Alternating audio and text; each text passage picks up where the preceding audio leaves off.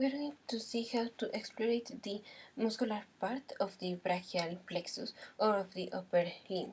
So in other video we have already seen the brachial plexus, the main nerves, and the other nerves that arise from there. So first of all, we need to know the C5, C5, C6, C7, C8, and D1 movements. So when we suspect in movements, I'm going to tell you in a minute which movements would be involved in each one of the lesions. So how we will suspect damage to the root of C5. So let me. So C5 produces abduction of the shoulder. Abduction of the shoulder. C6 produces extension of the wrist. Extension of the wrist. And it could be also the flexion of the elbow. Flexion, elbow. C7 produces the extension of the fingers. Extension, fingers. And extension of the elbow. Extension, elbow. C8 produces flexion of the fingers. Flexion. And C7 or C8, whatever of these two, can produce the flexion of the wrist. Flexion of the wrist. And D1, abduction and adduction of the fingers. So look, the C8 and done first. The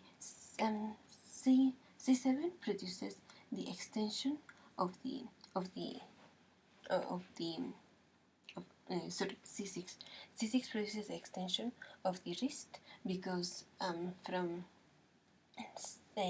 C6 we have the involvement of the extensors, and the extensors are all the extensors are innervated by the radial nerve that comes from the superior trunk, mainly the C5, C6. Then the flexion of the elbow also because the biceps flexes the elbow, as well as other muscles like brachialis, coracobrachialis, and all those also come from the C5, C6 root that are the musculocutaneous nerve. So anything that is innervated by the biceps or musculocutaneous nerve will be manifested as C6, C5, C6. C7 produces extension of the elbow because from C5 to C7, or in C6, C7 we test the triceps that is innervated by the radial nerve and produces the extension of the elbow, and the extension of the fingers that are produced by the radial nerve also. C8 produces flexion, and this flexion is produced part by the median nerve and part by the ulnar nerve. And the T1, this produces the movement of abduction and adduction. Now, there are other muscles that are innervated by nerves that come from the brachial plexus as collateral branches. Like, we will test the anterior serratus, anterior serratus, rhomboids, pectorals, Latissimus Dorsi, supraclaviculars or supraclavicular. Alright, so look, The anterior serratus is by the long thoracic nerve, that has roots from C5 to C7. The rhomboids are supplied by the dorsal scapular nerve, the pectoral by the we have a minor and major pectoral muscles, and are supplied by the lateral and median pectoral nerves. The major has innervation of both the lateral and the median, and the minor only from the minor and the minor pectoral nerve and pectoral muscle only has innervation from the medial pectoral nerve. Latissimus dorsi, like C6 to C8, and the supraclaviculars, let's say C5, C6, because this is the supraclavicular nerve, and the supraclavicular nerve innervates the superior and the supra and infra spinatus. The pectorals innervate to the pectoral muscles, Latissimus dorsi to the anterior serratus muscle.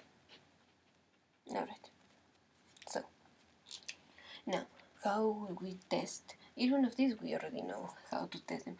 Abduction of the shoulder, abduction, but only the 15 first. Could be the supraclavicular muscle is tested as we try to abduct this thumb up, and we do this as if we are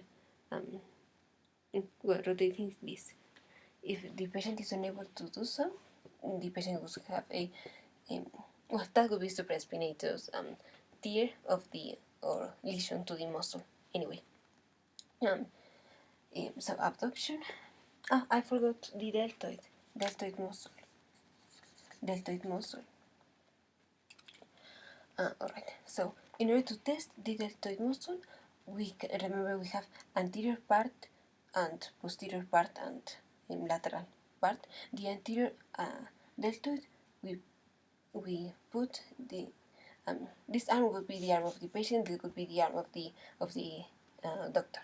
So we put resistance, and the patient needs to try to elevate it, and the doctor will feel the tension. The lateral deltoid, the same, but here, and we put pressure here, and like here. The patient needs to do this, and we put pressure here what the patient is extending that arm. The serratus anterior, he is putting against the wall, something like this, and we need to see the serratus anterior. Remember that we just need to feel the resistance. Could be done like this, or we can ask the this is the hand of the patient, and the hand of the explorator does something like this, and use the same movement as this. What else?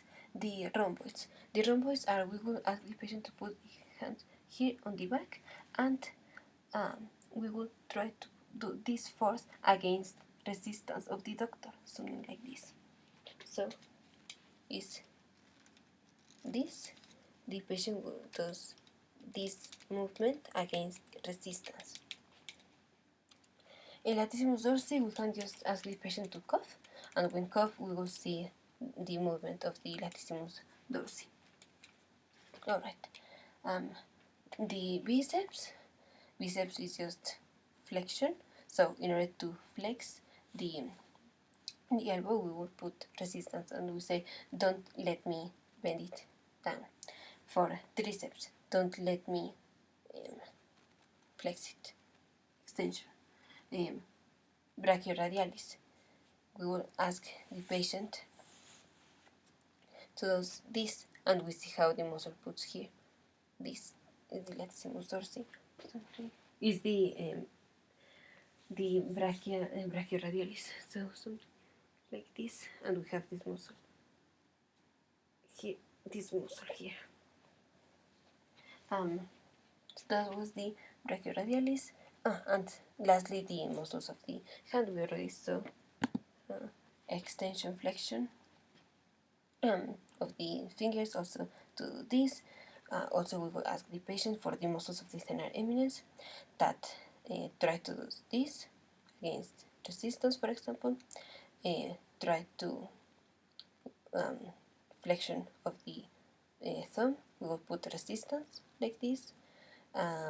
Also here, resistance for the abduction, and for every finger we will try to do the flexion. So we are testing the extensors or extensor, and we are testing the flexors.